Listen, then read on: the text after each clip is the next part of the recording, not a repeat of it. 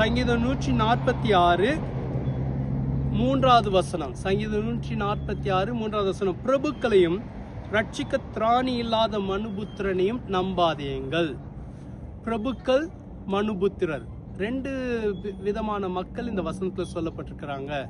பிரபுக்கள் என்பவங்க அதிகாரம் உள்ளவங்க, பிரபுக்கள் என்பவங்க செல்வாக்கு படைத்தவர்கள், பிரபுக்கள் என்பவங்க பணம் படைத்தவர்கள்.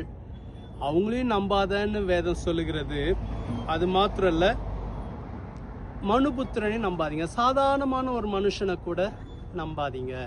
ஏன்னா ரட்சிக்க அவங்களுக்கு திராணி கிடையாது. அவங்களால நம்மளை ரட்சிக்க முடியாது, நம்முடைய பாவத்திலிருந்து நம்மளை விடுவிக்க முடியாது, நம்மளுடைய பிரச்சனைகளிலிருந்து அவங்களால நம்மளை விடுவிக்க முடியாது. அநேக நேரம் நம்முடைய நம்பிக்கை மனுஷங்க மேல வைத்துடுறோம். அறிந்தும் அறியாமலும் நம்முடைய நெருங்கிய உறவுகள் மீது அல்லது நம்முடைய நண்பர்கள் மீது நம்பிக்கை வைத்து விடுகிறோம். சில நேரங்களிலே ஒரு சில காலம் பழகினவங்க மேலே நம்பிக்கை வைத்து விடுகிறோம். அதன் நிமித்தம் ஏமாற்றத்துக்குள் கடந்து போகிறோம். ஆகவேதான் வேதம் சொல்கிறது, பிரபுக்கள் மீதும் ரட்சிக்க திராணி இல்லாத மனுஷன் மீதும் நம்பாதீங்க. இன்னைக்கு கர்த்தர் உங்களை பார்த்து சொல்ல விரும்புகிறார், மனுஷனை நம்பாத.